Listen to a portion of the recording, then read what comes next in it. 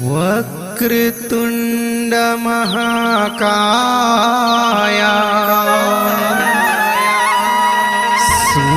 सूर्यकोटि समप्रभा निर्विघ्नं कुरु मे देवा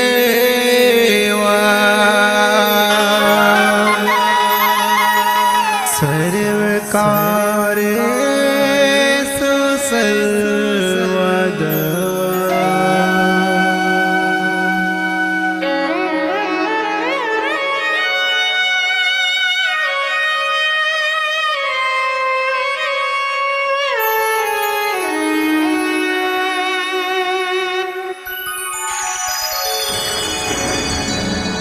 पहली मानावा गणपति गणराजला मुसवा सवारी होके आजा महाराज।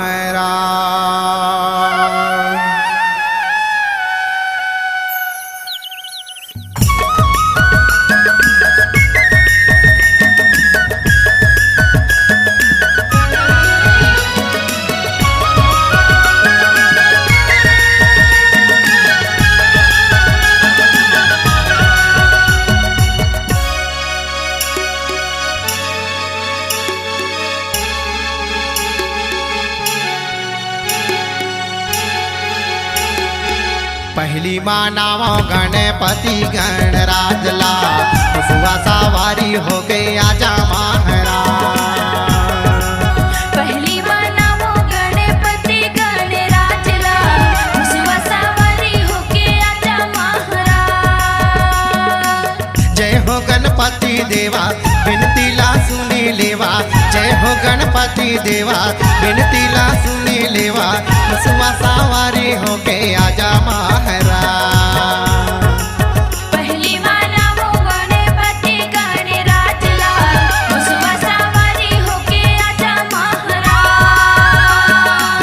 पहली मानावा गणपति गणराजला मुसवा सवारी हो के आजा महाराज।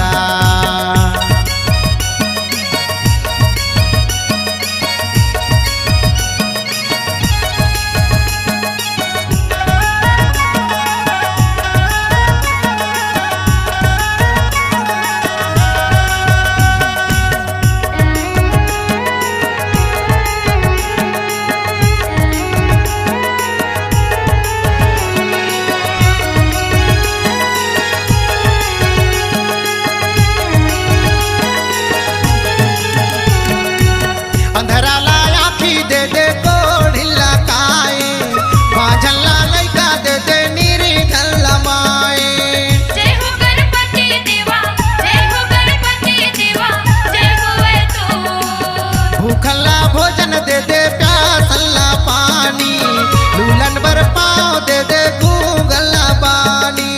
जय हो गणपति देवा जय हो गणपति देवा जय हो तो।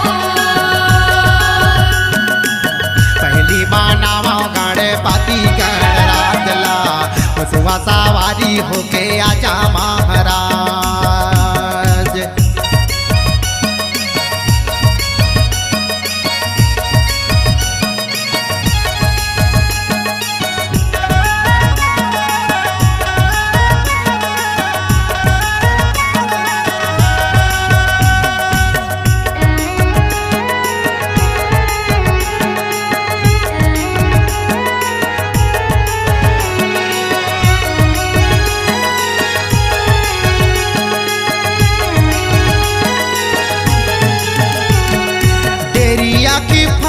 सागुनी जागे मोर आके कर देना स्वामी जागे लाया जो। जय हो गणपति देवा जय हो गणपति देवा जय हो तो। पानी बिन बादर जैसे चांद बिन चकोर पर बिना सुना लगे जिंदगी हमो। जय हो गणपति देवा जय हो गणपति देवा जय हो तो। पहली मानावा गणपति गणराजला मुसवा सवारी होके आजा महाराज।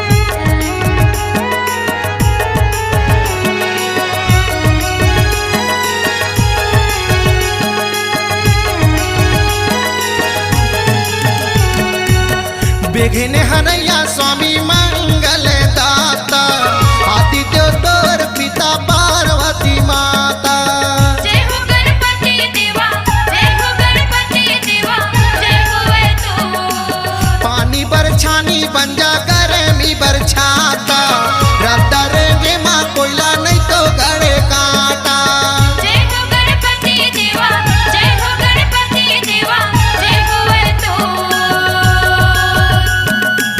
पहली माँ नाम गणपति गणराजला उजवा सवारी होके आजा महाराज पहली माँ नामो गणपति गणराजला उसवा सवारी होके आजा महाराज जय हो गणपति देवा विनती ला सुनी लेवा जय हो गणपति देवा विनती ला सुनी लेवा उजवा सवारी होके आजा महाराज पहली माँ नामो गणपति गणराजला उसवा सवारी होके आजा महाराज पहली माँ नावा गणपति गणराजला उस सवारी होके आजा